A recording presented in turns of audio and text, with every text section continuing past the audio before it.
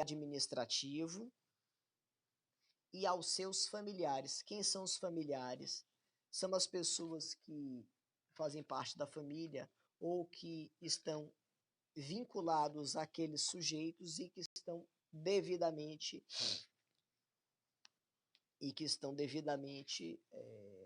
como é que eu posso dizer, registrados como dependentes, certo? Os funcionários de embaixada regulares não são tocados por essa imunidade. Vamos lá para a gente diferenciar. Então a gente vai ter o embaixador, que é imune. Nós vamos ter o pessoal do corpo técnico administrativo, a quem nós nos referimos como membros do corpo técnico ou administrativo.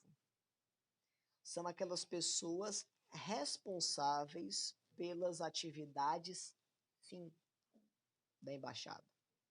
Então, por exemplo, o sujeito que é o intérprete do embaixador, digamos que o embaixador não tenha total habilidade com a língua daquele país. Isso pode acontecer?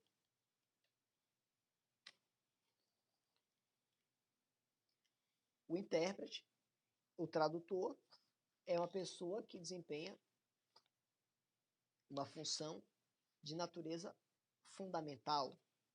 Ou o secretário, ou o sujeito responsável pela análise econômica das relações entre aquele país e o país de representação. Estes são membros do corpo administrativo técnico. Eles desempenham atividades fins, atividades diretamente ligadas à diplomacia, ao embaixador e a estes sujeitos, bem como aos seus familiares, se reconhecerá a abrangência da imunidade diplomática. A quem não toca a imunidade diplomática, a quem é que não toca a imunidade diplomática? Ao pessoal do corpo de serviços de natureza meio. São serviços de natureza meio. São pessoas que não possuem um vínculo com a embaixada em razão da atividade de representação propriamente dita, mas que desempenham funções secundárias. Então, por exemplo, o sujeito que é motorista, o sujeito que é cozinheiro, o sujeito que atua na execução de serviços gerais. Essas atividades são atividades fins da embaixada? Não, são atividades meio. Então, estes sujeitos que desempenham atividades meio não têm prerrogativas de imunidades, certo? Apenas os membros do corpo técnico ou administrativo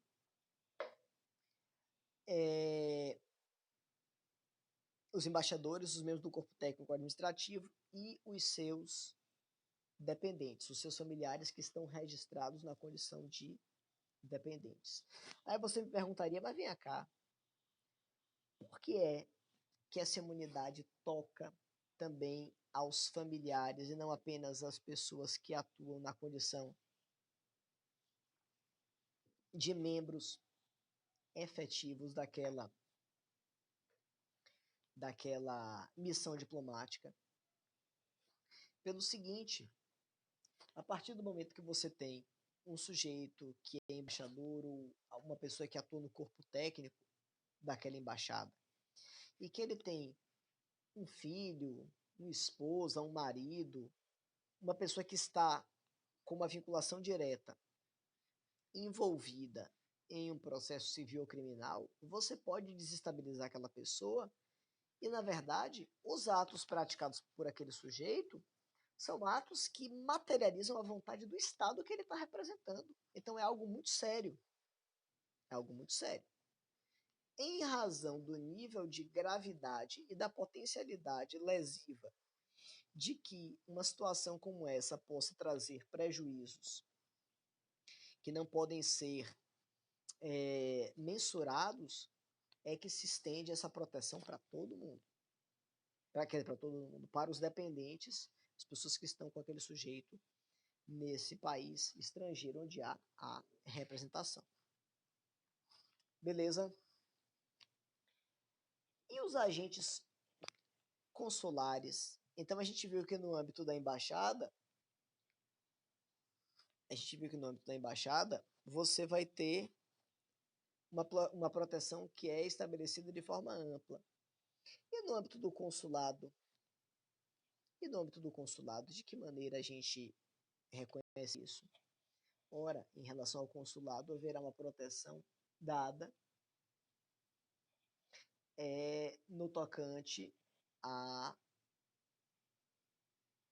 figura do cônsul, e mesmo assim, apenas em relação aos atos de ofício.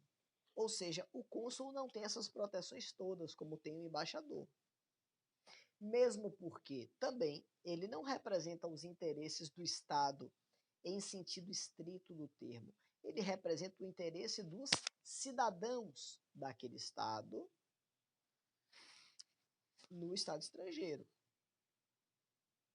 Certo? Ora, então a gente verifica, por exemplo, que somente em relação aos atos de ofício, aos atos que têm algum tipo de ligação, algum tipo de conexão com a atividade consular, é que vão autorizar que o cônsul, exatamente, que o cônsul possa suscitar a extraterritorialidade e não ser processado e julgado no país em que ele se encontra. Certo? E quanto aos membros do corpo administrativo, os funcionários do consulado, não.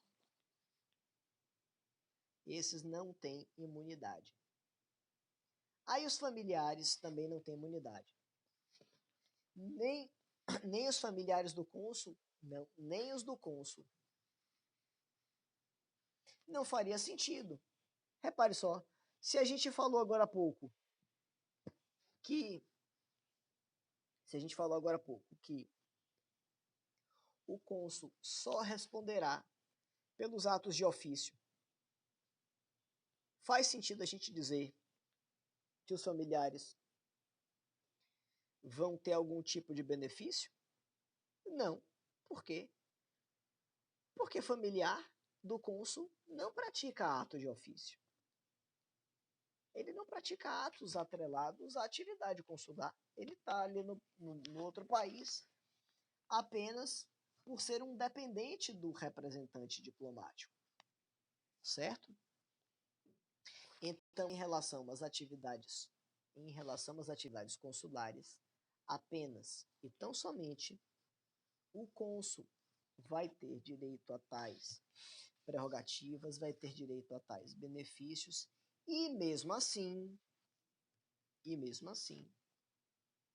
em relação aos atos praticados,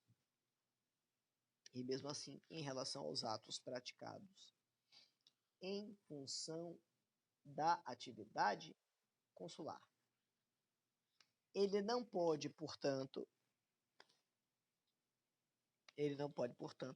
gozar desse benefício em qualquer tipo de situação, certo?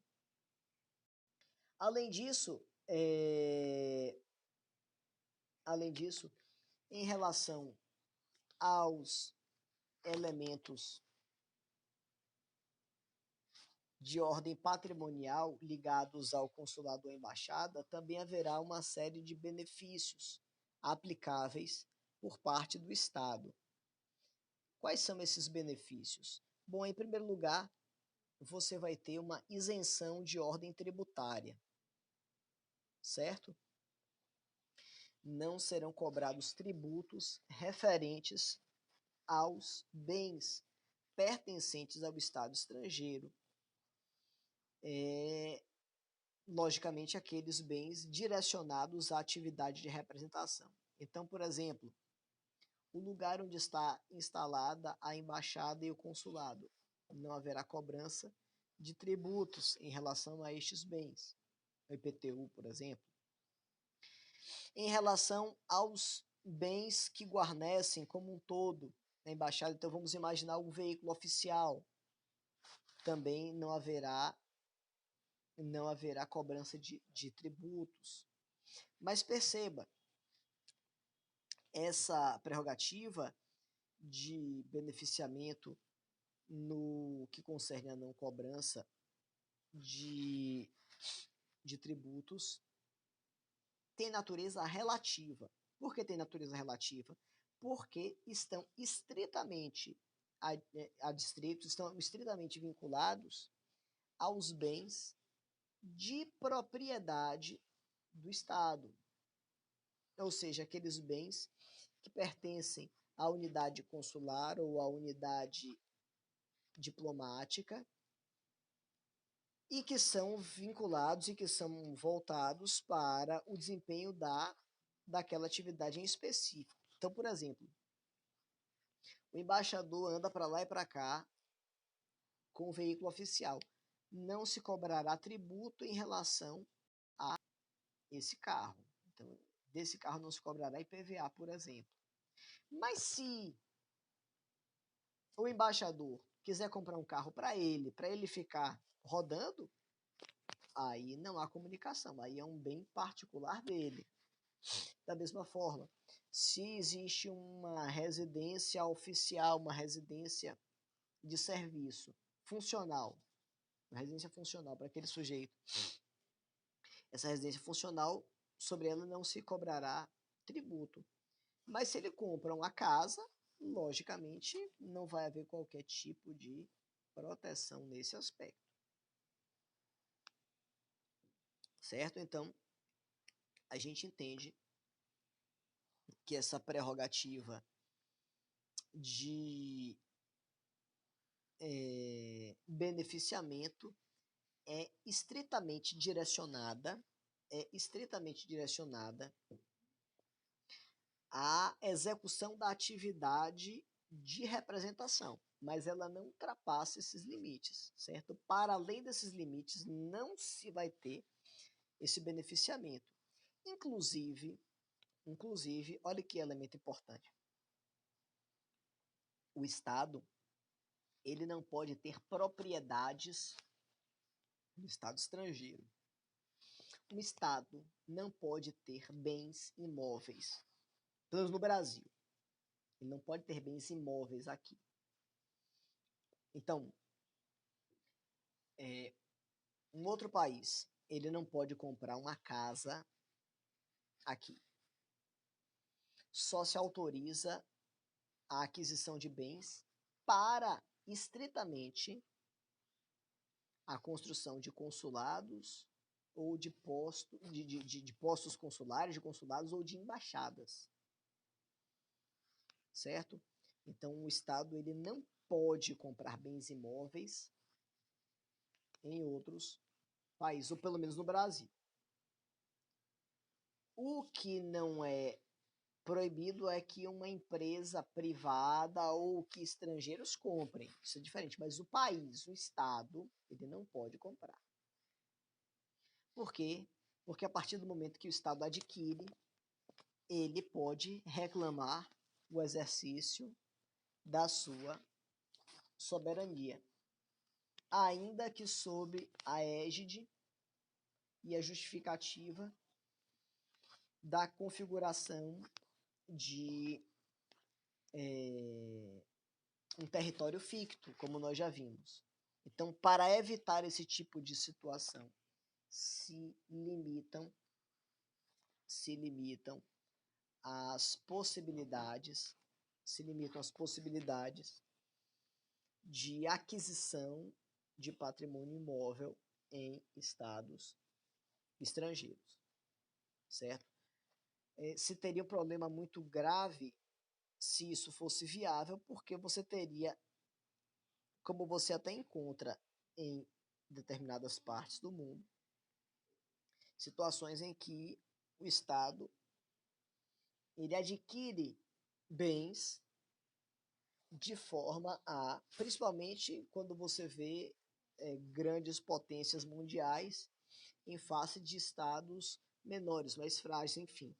Você vai ter países estrangeiros comprando efetivamente bens imóveis e de certa maneira, ampliando de forma completamente deturpada o seu território, certo? Isso é absolutamente vedado aqui. Em relação aos veículos, você vai identificar, você certamente já viu muitos deles rodando até pelas ruas aqui de Salvador, quando você vê um carro com a placa azul, azul clara, com as letras brancas escritas CC. Você tem duas placas de diplomacia, CC e CD. A CC é a mais comum. CC significa Corpo Consular. Quando você vê um carro com a placa azul com letras brancas escrita CC, essa é a identificação de um carro de consulado, CC de Corpo Consular. CD é mais raro. Você vai ver muito deles em Brasília. CD é Corpo Diplomático, certo? São carros de utilização oficial dos cônsules e dos embaixadores. Na verdade, existe uma preocupação muito mais significativa em relação a em relação à escolha dos representantes diplomáticos. Você geralmente vai ter representantes diplomáticos escolhidos através de ferramentas muito mais formais, submetidos a testes, a elementos de filtro muito mais significativos. No caso da nossa diplomacia brasileira, você vai ter os embaixadores iniciando a sua carreira por meio do ingresso no Instituto Rio Branco, que vai ser a escola do qual vai existir a escola de diplomatas do Brasil. E aí você vai ter um teste ou um conjunto de testes extremamente dificultoso, em que o sujeito precisa conhecer alguns idiomas, ter noções de direito, de economia, é fundamental que conheça a história da arte. Existem uma série de elementos que fazem com que a prova do Instituto Rio Branco seja bastante complexa, seja bastante difícil. Mas, enfim, você vai ter uma rigidez muito grande em relação à escolha dos embaixadores, dos diplomatas. Que, na verdade, é o seguinte, o embaixador é aquele sujeito que atingiu o ápice da carreira da diplomacia, certo? O sujeito vai começar como terceiro secretário, segundo secretário, vai subindo os degraus da sua carreira, certo? Mas não existem, pelo menos no Brasil, elementos muito rígidos em relação à escolha dos cônsules. Inclusive, você não tem sequer a obrigatoriedade de escolher o cônsul sendo alguém nacional daquele país. Então, assim, é muito corriqueiro, é muito natural que você encontre pessoas que que são locais exercendo o cargo de cônsules de outros países, geralmente por questões de interesses políticos ou por algum tipo de afinidade que essa pessoa tenha com outro país. Então, digamos hipoteticamente que o sujeito seja descendente de, sei lá, mexicanos, sujeito descendente de mexicanos. Marcelo Duarte. Marcelo é descendente de mexicano. Pelo menos ele aparenta ser, eu não sei se é não. É a cara de índio mexicano dele. Se botar um bigodinho assim, botar um sombreiro. Viu agora a cena na minha cabeça? Ai, que imagem miserável que eu formei agora. Marcelo é brasileiro nato. Você poderia por exemplo, nomeá-lo como cônsul do México no Brasil? Sim, poderia, não há embaraço algum. Por quê? Porque para o cônsul não é necessário que ele seja nacional do país de representação. Para o embaixador, sim. Qual a justificativa? Qual é o elemento que justifica? Qual é o elemento que traz para a gente essa, digamos assim, essa preocupação maior? É simples. Porque o cônsul representa apenas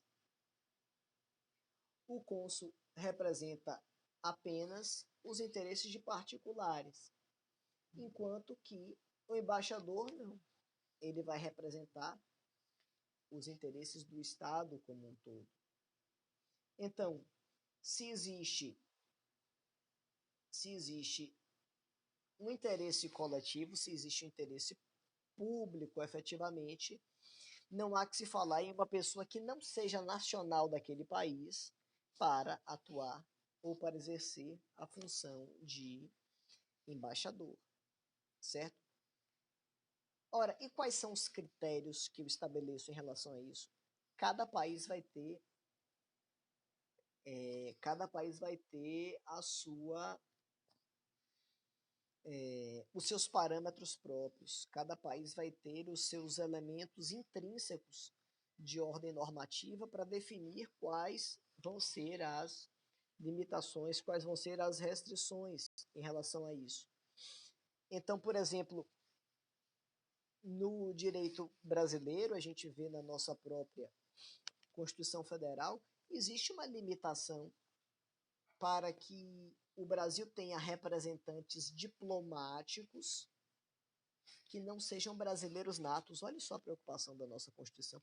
Nem brasileiros naturalizados podem ingressar na carreira da diplomacia. Por quê?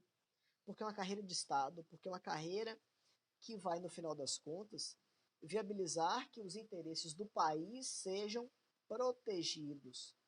Ou seja, através das atividades ligadas à diplomacia, nós vamos ter o resguardo, a proteção dos próprios interesses nacionais, sobretudo em relação às atividades envolvendo estados estrangeiros. Então, eu não posso permitir, eu não posso viabilizar que pessoas com qualquer tipo de interesse que não seja nítido e claramente interesses nacionais ocupem cargos dessa importância.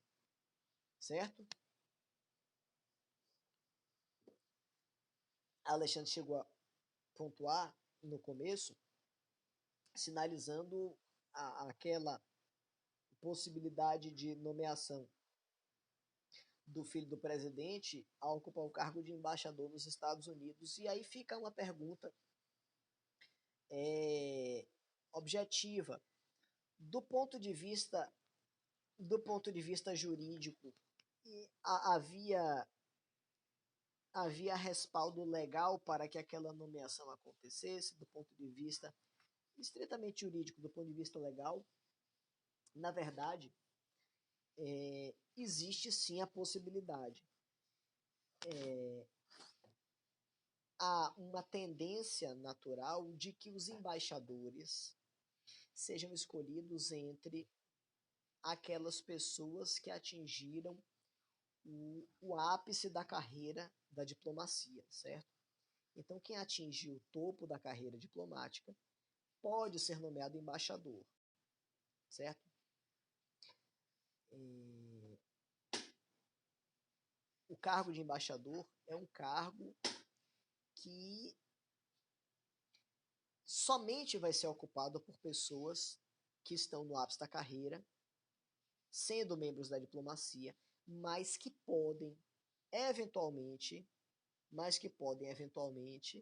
ser ocupado por outras pessoas que sejam reconhecidamente pessoas que prestaram serviço para o país ou que têm um vínculo com aquele país. E, logicamente, após a aprovação do Congresso, certo? Então, assim, do ponto de vista estritamente jurídico, é possível? Sim, é possível. Agora, o que você tem que verificar é se a pessoa que vai ocupar aquele determinado cargo tem elementos de ordem técnica que justifiquem tal nomeação, certo? E aí, logicamente, você vai colocar sob a escolha sob a verificação. Em casos específicos como esse, por parte do Congresso. Então, o que a gente tem que analisar é a existência de viabilidade técnica jurídica, mas logicamente a gente sabe que você classifica essa possibilidade como algo que decorre de manifestação de ordem estritamente política, certo? Então, é necessário que se observe que, do ponto de vista do direito, nós vamos ter algumas circunstâncias em que há espaço objetivo para que você enquadre em determinada situação,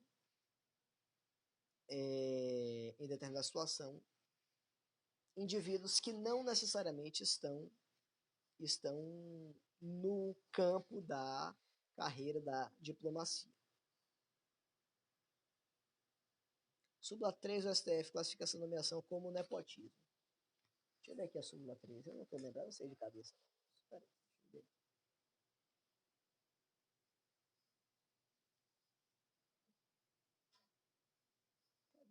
Cadê?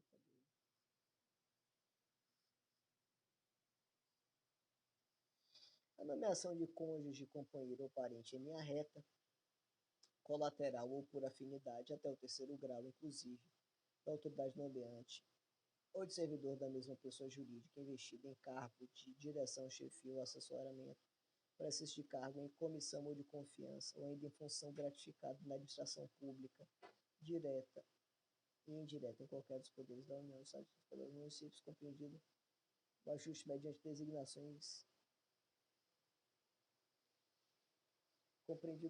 mediante designações recíprocas, viola a Constituição Federal. Pois é, pois cabe discussão aqui. Em princípio, sim, mas se você vai verificar,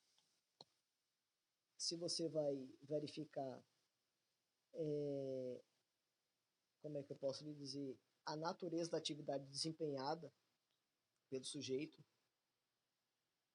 por exemplo, o sujeito que é representante diplomático, ele vai ser o representante dos interesses do Estado perante o Estado que é acreditado. Essa função tem natureza de chefia, de assessoramento, cabe você discutir, sabe?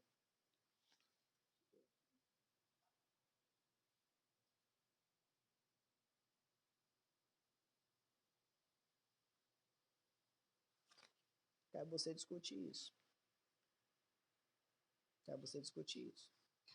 De qualquer maneira, essa medida que foi adotada, ela tinha um caráter político, e o que você deve entender é que muitas dessas nomeações elas têm natureza efetivamente política, mesmo quando você tem o mesmo quadro, mesmo quando você tem no mesmo quadro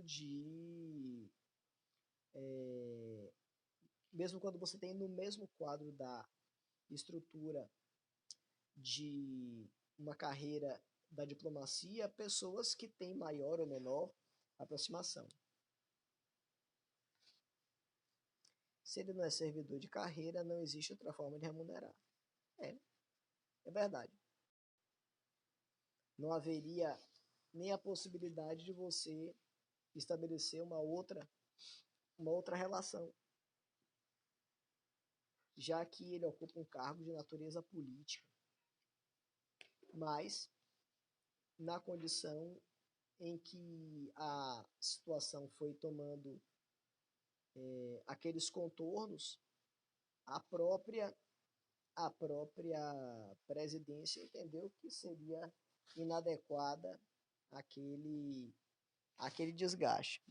Mas o que a gente deve entender é que o cargo de embaixador ele não é um cargo restrito a agentes da carreira da diplomacia.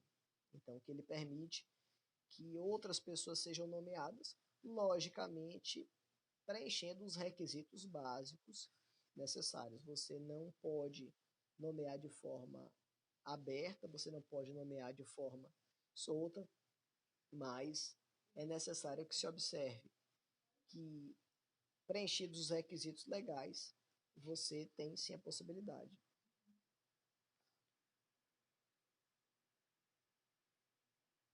Pois é, Alexandre. O que mais tem é bode na sala. O que mais tem é bode na sala pra gente tirar, na verdade. Pessoal,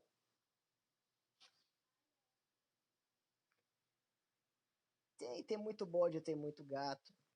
Tem muito bode, tem muito gado. Tem muito papagaio.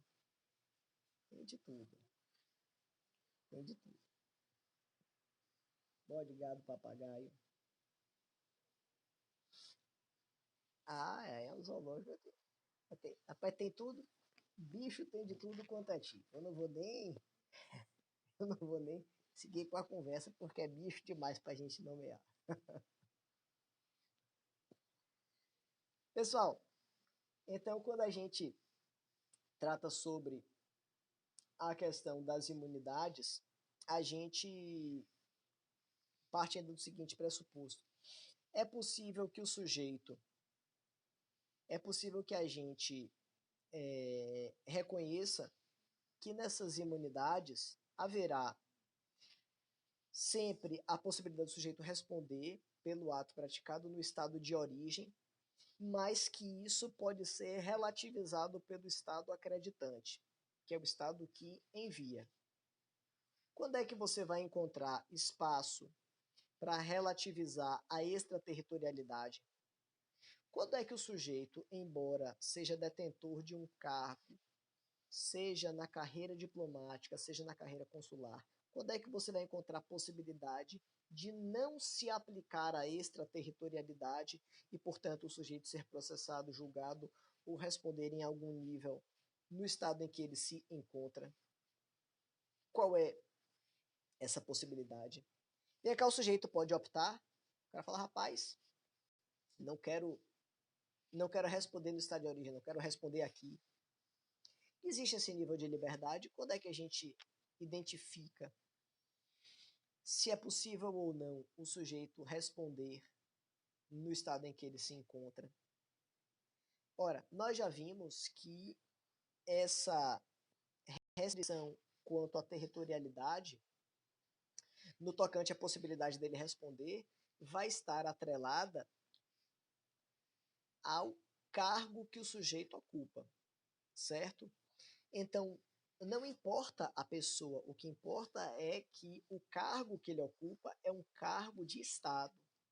E, portanto, ao representar os interesses do Estado ou ao praticar atos de ofício, no caso do cônsul, ele vai estar protegido em razão de que a função que ele está desempenhando é uma função de relevância para o Estado que ele está representando e que mantém um vínculo através de um tratado internacional com o estado em que ele se encontra, certo? Mas existe uma situação em que é possível que o sujeito responda no estado em que ele se encontra e podendo, logicamente, ser processado, julgado e venha responder nesse estado. Quando é que isso vai acontecer? Será possível que o sujeito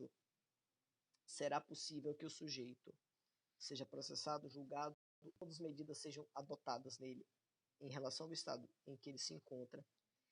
Caso o estado acreditante, quem é o estado acreditante? É o estado que envia o sujeito.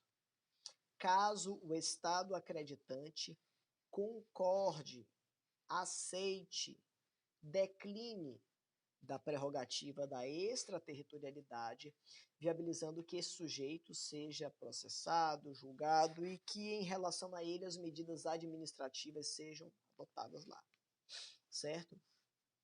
Então, o sujeito não pode, por ele mesmo, declinar da extraterritorialidade. Ele não tem a prerrogativa de decidir.